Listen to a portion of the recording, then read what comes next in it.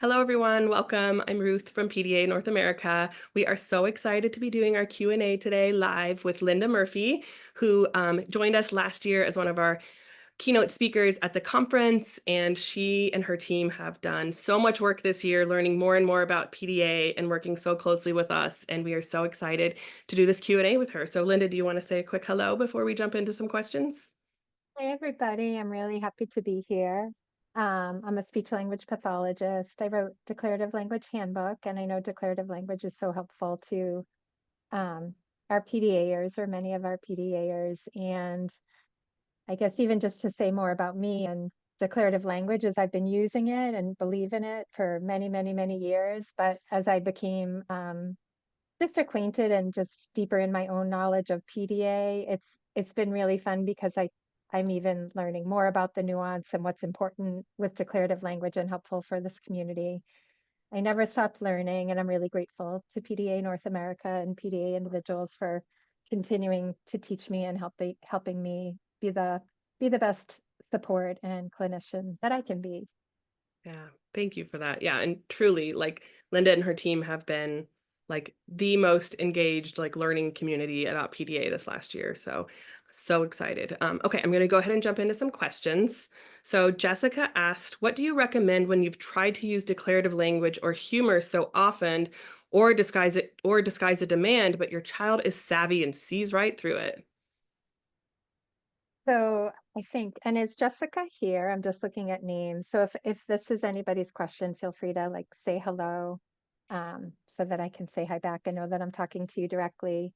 But I think a really important theme with declarative language and with PDA individuals is that um, honesty is really wonderful, and it's almost like make your language more sophisticated than you might naturally, because in general, they do understand it. Um, and the way I think about declarative language too, for all kids, but certainly individuals with PDA, is that it should be a dialogue. So it's never just about one statement in time that you make to get someone to do something. Like that's never what I want declarative language to be. It's always about dialogue in an ongoing way where we're sharing information really transparently about whatever it is that we're thinking about. So humor can be really great, and it's a really wonderful tool to support engagement, but we don't ever want to use declarative language or humor as a trick to get someone to do something, because that is definitely going to just trigger that demand avoidance for sure, number one. And number two, we're not being transparent or honest with the person that we're with, which we really need to be so that we strengthen the trust and the relationship, because that's what's going to help us accomplish our shared goals.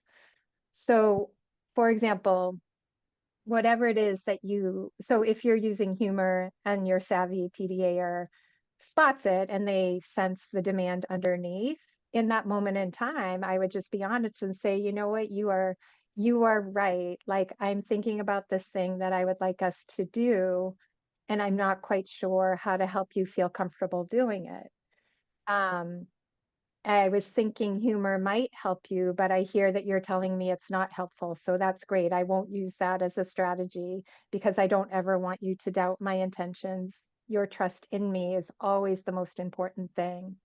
And then whatever it is that you would like to engage them in, you just really have to name it and explain why it's important. So it could be like, well, I'm really thinking about laundry, and I want to help you learn how to do your laundry so that it's a little bit less work on me as your caregiver. And also it's just a nice skill to learn. And I'm curious if at some point we could do that together, or I could teach you parts of it. So really, like, you just want to take away all the mystery around your intentions, be really honest, and always articulate your why, because when the individual understands your rationale around why you're doing what you're doing it, and then you give them time to process it, then they're more likely to come around and join you in it because you're building that foundation of trust. You're explaining your perspective, you're explaining the why. Why is it important? So I know I just said this, but the other piece is really and truly the processing time. So I often think about just the idea of planting seeds. Like I'm going to share this idea with you. I'm going to tell you why it's important to me. But then, you do you and think about it and we can circle back to it later. So you also don't want to put time pressure on the individual because that also will likely activate that demand, that threat response to the demand of time pressure. That's such a good answer, and I feel like the deep why is always just so important with these kids too. I know it is with my own and with me. All right, thank you. All right, our next question comes from Natalie, and she says, our 8-year-old ADHD PDA will be dysregulated around friendships, as he can have very black and white thinking around friends. He mostly masks at school and then equalizes at home to a point that he can be unreachable. So, one, how can we offer him support in these moments? We think that giving him autonomy or novelty is helpful, but it can be hard in the moment to think of something to offer. And then there was a second part of that. Do you want me to mention that now or wait till you get through that one? Yeah, why don't I do so I think if I'm understanding correctly, it's just about dysregulation in the moment, Yeah, right? Like but it's been a hard day, the Mhm. individual is masking, so there's dysregulation at home. So, um, so again, like I'm even going to go back to what I said last time. Like a lot of these things that you're thinking about, you can talk directly to your PDA about it and let them know it's on your radar. You're thinking about how to help this be better for you as a family. You don't have to come in like hard with an agenda or solutions at that point. It's just let them know you're thinking about it and it's a problem that you want to solve and you know that you will likely solve it better with their partnership because they are themselves and they know themselves best. And I do know sometimes individuals are gaining and growing in their awareness of self and what helps them. But I think the more you even engage them at that beginning point without a specific agenda or solution in mind, then you both will be in that journey and that process together, which is huge. Um, so that could be outside of the moment. So I'm always going to be thinking about opportunities for learning engagement um, outside of a moment that is hard for everybody versus in the moment tools to help the person, for example, regulate. So in my experience, when someone is becoming dysregulated, the best thing that I can do is if I'm going to use declarative language, it's going to be to mirror or validate what they're communicating to me. So if they're pissed about something, I'm just going to say, I get it. You're pissed. I get it. I understand. Or if there's something that they want, but maybe they can't have, you can just validate, like, I get it. I know you want this right now. I'm sorry I'm not able to give it to you right now, but I do understand that you want it. And what happens when you use declarative statements that mirror or validate is it can help that person regulate in the moment. And I would say don't push ahead quickly to problem solving or asking them to see the bigger picture or asking them to perspective take because that's increasing cognitive demands in the moment when their body and mind is not in a place to absorb and process that information. So your main goal in those moments is just to regulate. So for some individuals, those statements can be helpful. Sometimes silence is the most helpful thing because then you're not adding more information for them to process. And I do think attune and respond to the person's communication. So if you start to mirror or validate and you can tell through their communication that that does not do it for them, it just maybe pisses them off further, then believe them and don't keep doing it. Just say, "Oh, I've got it. Um, I will follow your lead." And I think what helps you most is if I don't say anything at all. So I'm going to give you space, but I want you to know I'm here for you to help you feel better, whatever that might be. So in the moment, I would say silence, responding to their communication in all their forms, not trying to change behavior in that moment, just helping them feel seen and heard is what will help them regulate. And then beyond that is kind of when you get to those other pieces of tools that might help them in general or in the bigger picture.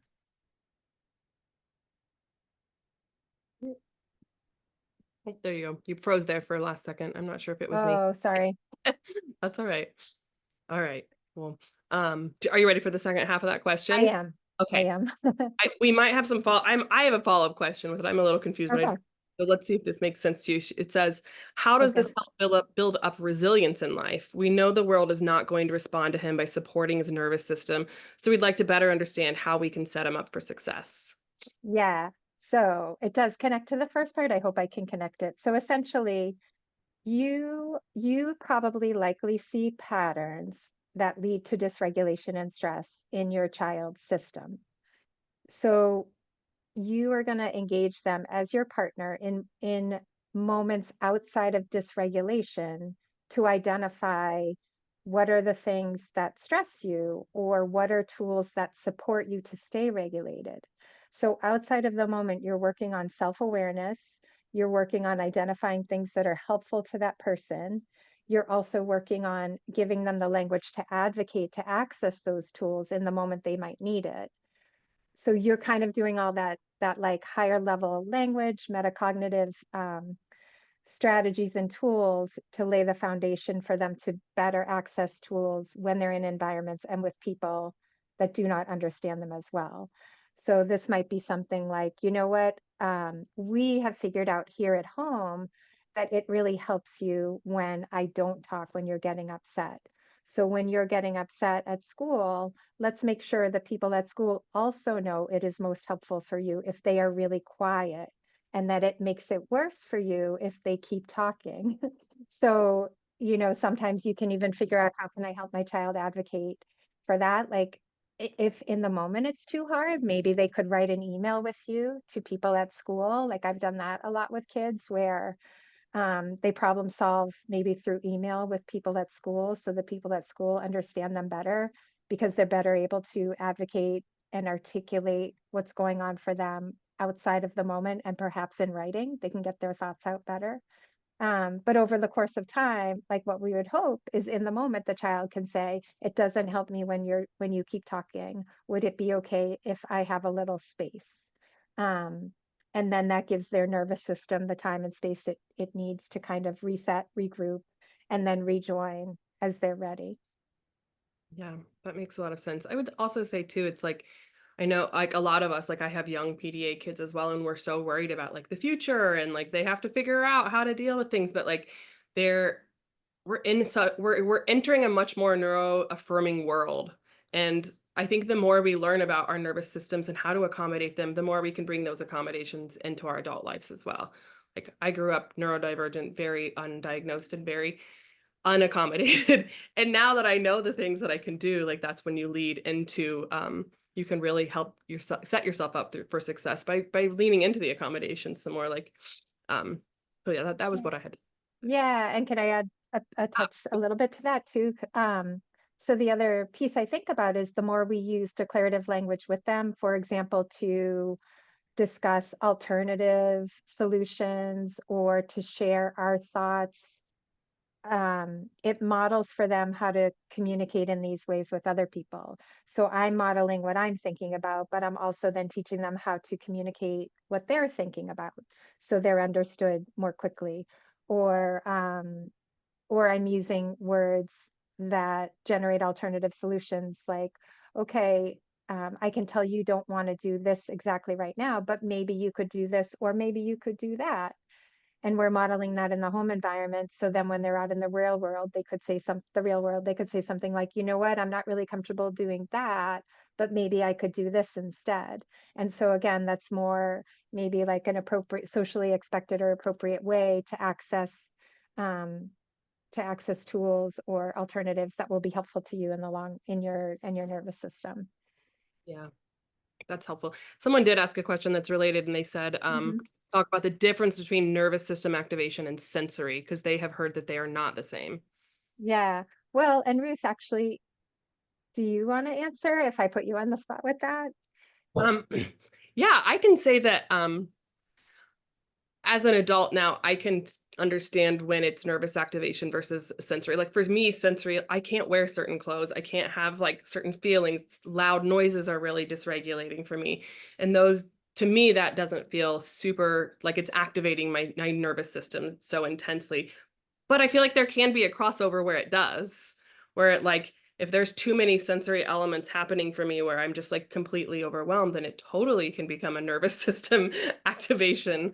Um, but I think like if I were to separate like all the different little sensory issues that I have or that my kids have, I don't look at them through a nervous system dysregulation lens, but I could be wrong about that. I don't know. I don't what do you have an opinion on that, Linda? Well, yeah, I mean, and I think like OTs are also great to Yes. talk about the sensory processing piece, but for me, I always tell me if it's not correct because you're the one who experiences it. This is not my lived experience, is I do feel like sensory processing can become like might start uncomfortable, but when it's too much, it becomes overwhelming, and the overwhelm can lead to nervous system activation or dysregulation, excuse me.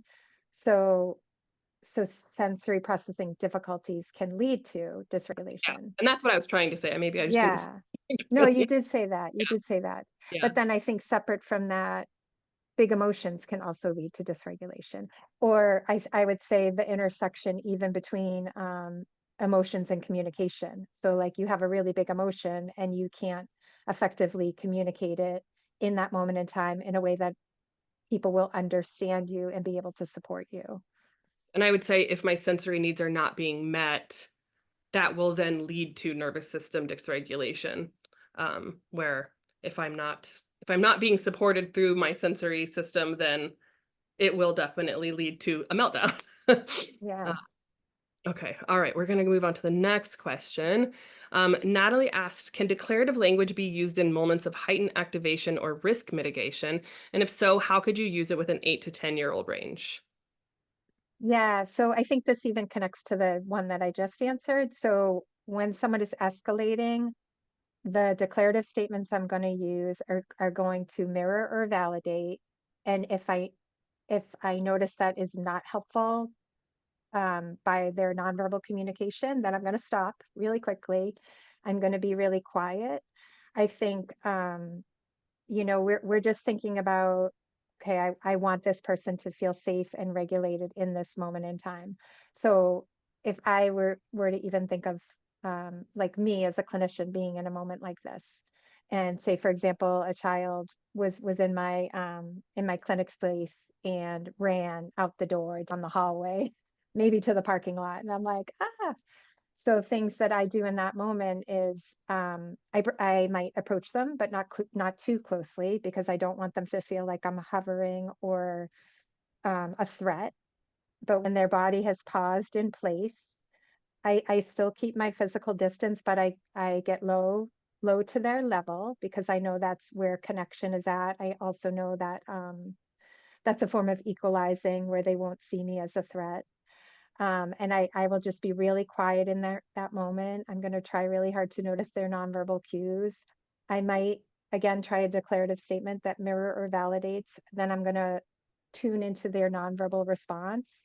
Are they feeling safe, or might they like take off again? And I'll adjust my communication accordingly. If I feel like, oh gosh, they're not yet feeling safe and they might take off again, then I'm just going to be really quiet in that moment. And sometimes I have sat really quietly um, close to a child, but not right next to them, and just waited quietly alongside them to feel safe, maybe through their nonverbal communication, let me know that they're open again to my communication. So I just kind of wait in that moment and let them take the first step. And it might be through nonverbal communication, not talking. And my goal is just to help us co-regulate again, which just means we're communicating contingently with each other. Might be through language, but it might be through nonverbal communication. And it's usually when we get that co-regulation back, I know that they feel safe, and then we gradually um, figure out together what to do next, or I explore what might feel safe and or comfortable to them. So for example, with that child, say, who ran outside and was near the parking lot, they sat on the sidewalk near the building. I sat near them, low and close, very quiet. They picked up a rock and held it. When they started to visually reference me again and I knew they were feeling okay, I just said, I'm curious what would be helpful. Would you like me to call your mom right now? Or do you feel like you might want to go back inside? You can totally bring your rock. So just really invitational language that gave them lots of autonomy and choice around our next steps together. But you can't make it go faster because that is going to increase threat. Um, and those are the times that we just have to let go and be present in that moment and try and co-regulate. Yeah, that's how I would answer that as well. Uh, all right. There was a few questions about specialists that people work with in school. So there was a question where there was somebody asked a question in the chat actually asking about like what kind of declarative language tips can we put in an IEP? And then someone says, is there a way to use declarative language around school? Like saying your math lesson is laying on the table and no follow-up or phrases or responses on my part does not seem to lower the fight and flight response that he has to school. He's almost a 9-year-old boy. He loves math, but cannot handle the math or the demands that it entails. And it was Jennifer who might be on. I saw there's a Jennifer in the room that asked that question, but I thought maybe we could try and address kind of school and this question together because I think there's going to be a lot of questions around that. Yeah, so I wrote Declarative Language Handbook, but then within a year wrote Co-Regulation Handbook because they really and truly are inseparable partners. Like I always talk about this, like declarative language is a way of talking, but co-regulation is a way of being.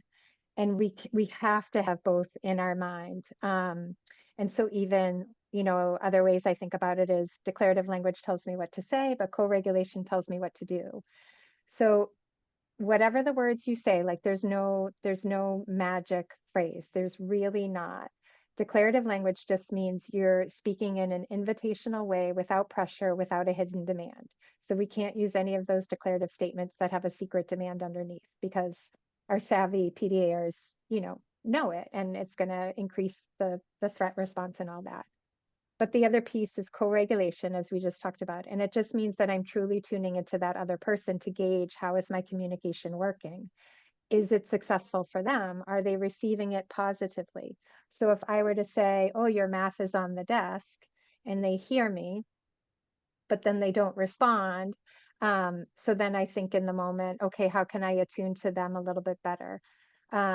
The other way too, I talk about co-regulation in my book is just that we create partnerships or we create competent, authentic, contingent roles. So what that might look like in that instance is, I see your math on your desk. I'm curious if you'd like me to help you get started. Maybe I can be the writer and you can tell me what to write, or we could do it a different way, but I'm happy to partner with you while you get started with your math or do your math. So it's almost like you're using your partnership as a scaffold to support engagement in a task that might feel hard for them, and we don't know why. Um, but I think it's never going to be the words alone. Like if you're using the words alone and it's not working, the student needs more scaffolding. And often that partnership piece I found like can work well because you establish the engagement and then you start the process of what it is you're doing.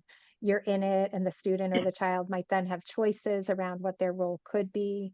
But your goal in that moment is like, what's the beginning place of engagement, just so we can start this together and then figure out where to go from there.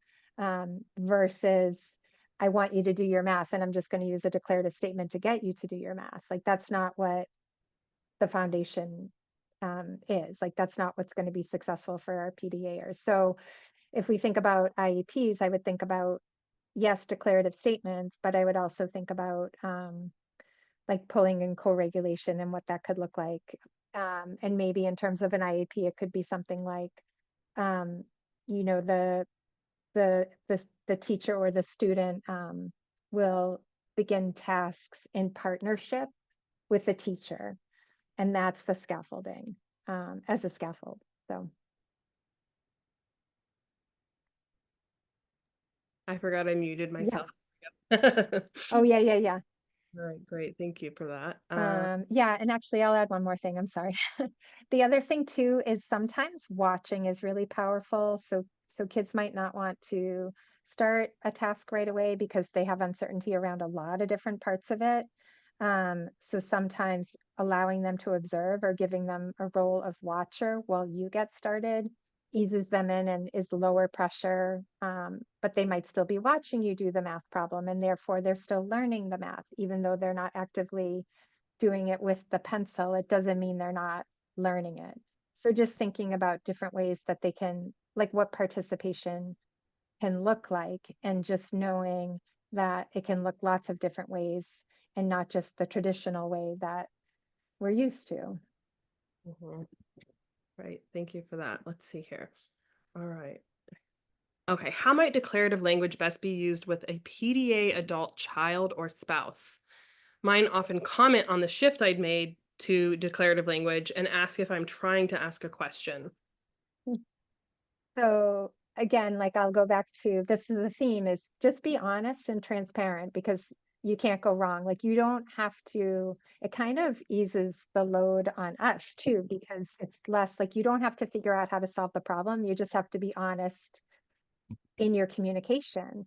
So if you have switched your speaking style, um, like I would just say like, well, I'm using this other style of speaking where I just comment and don't ask questions because I've learned that it's lower pressure. But I'm curious, does it feel okay to you if sometimes I ask questions when I'm wondering something? I, as your communication partner, am just trying to figure out what's the best way for us to communicate. And I'd love your input on that. So just really and truly be transparent and include them in the process of whatever it is you're trying to figure out. Because I will say, like a lot of PDAers, I think, don't like declarative language, and it's because people have used it in this way where there's a secret get, or Mhm. it's been used in a manipulative way, and it's left a really bad taste in people's, mouths or in their minds. And when I talk about declarative language, like for me, it always has to be generous, giving information, transparent, letting go of any specific agenda, like really and truly. It's just about sharing information. Like we are two people that might misunderstand each other, and I'm going to just use declarative language to let you know what I'm thinking so that I minimize the amount of times that we misunderstand each other, or we catch misunderstandings sooner rather than later when they've gotten too big. And that's really and truly like how I think about it. And again, it's like that dialogue in an ongoing way. I'm going to share what I'm thinking so that you understand me, and please share what you're thinking so that I better understand you. Yeah. And I'll say I'm married to a PDA man as well. And we use declarative language a lot with our children. And when I tried to start using it with him, it was met with a lot of pushback because he felt like, oh, well, you're using these tactics on me that we use to manipulate our kids. And I'm like, whoa, whoa, whoa. We're not using them to manipulate our kids. But I do think there is that, and that's where it just was like, okay, I'm trying to talk to you this way because I thought it would feel less pressure on you. But you tell me like what works for you, like, and just using that collaborative approach and letting him know my intentions. And I think it's almost in a way easier with an adult because you can have those back and forth conversations versus with my kids where it becomes, I have two PDA kids and they present very different. And one declarative language is like the way to go. And the other one declarative language is a little bit harder. And we have to be a little more direct with our declarative language. Um, and speaking to that, I did just drop a link to Linda. Linda did a great blog post and has a great handout in there about more direct declarative language for those PDAers that might need a little more direct declarative language. So that's a great handout too. I know someone had asked a question on the Q&As about how to tell, I didn't get to this question, but about how to talk to their intervention specialist about using declarative language when they thought they were, but they were actually using very non indirect or direct language that was not working so well. So I think taking those types of assets and looking on Linda's website as well maybe might help that. And Linda, I know we're at our 30-minute mark. If you want to take another question, I can ask one or we can end it here. So I will leave it up Yeah, to yeah, we can do one more for sure. you. Okay. All right, great. So I will go to that question that I was just referring to. Let's see. Okay, I suggested to my son's intervention specialist that he responds well to declarative language. She then emailed me that She sat with him during study hall and used direct commands as requests to have him catch up on his homework. How do I tell her that she used imperative language and not declarative, and she's already defensive enough already? Yeah. Well, I always say like we also can't be imperative in telling people to use declarative language because then that takes away their autonomy. So it's almost like how can we share information in a way that helps people discover what we might know? Um, so maybe like it like it just in response to that example, because okay, she tried, so yay for trying to do what you asked, but it sounds like she's misunderstanding. Um, and hi, Jen. I see someone I know out there. Um, so I think maybe what I would respond is something like, thank you so much for giving this a try. We know it's helpful to him. Can you give me some, would you be able to give me some examples of the language that you used with him during study? And then if they give you back examples, then you can say, oh, uh, you know what? Actually, those are more imperative. Here are some ways to change those to declarative. So maybe give her a chance to share examples so that you can model alternatives, that type of thing. So even with the educators out there, like we want to engage them at wherever they might be in this journey in a way that that doesn't put their defenses up, because it's a long journey and I think everybody's at a different place. So if you can just find that place of engagement with this person, that can then become a dialogue over the course of time also, where, in the back of your head, you're like, okay, I want to provide this person information so they understand what I mean, but I also want to provide them information at a pace that they can manage, that doesn't, you know, cause them to feel defensive and lets them know I really appreciate that they're trying. Mhm. And then I also parentheses for us, even though they're not there yet. I also just linked, So, there's a link on Linda's website where there's some like practice things you can do that are in pairing with her book. There's oh the yeah, practice set one is declarative or imperative. Practice set two, changing imperatives to declaratives. So there's some nice tools that she has on her website as well that maybe you could use. And I know someone had asked about like putting specific declarative language things in IEPs. I think there's so much good stuff here on her website as well. And if you do not have this book and have not read it, it can truly be life-changing for PDAers. So, and there's definitely, yeah, there's definitely kids that don't that declarative language, especially PDAers, might not the right kind of declarative language kind of has to be figured out. But once you figure it out, it can truly be life-changing. So thank you so much, Linda. Thank you so much for partnering with PDA North America so much and being so open and willing to learn so much this year. And we are so excited to continue working with you. And we hope to have a webinar with Linda very soon. So keep your eyes out for that. And thanks everyone for all of your questions. And we look forward to the next one. So we will see you all soon. Thanks so much. thanks everybody. Bye. Jen.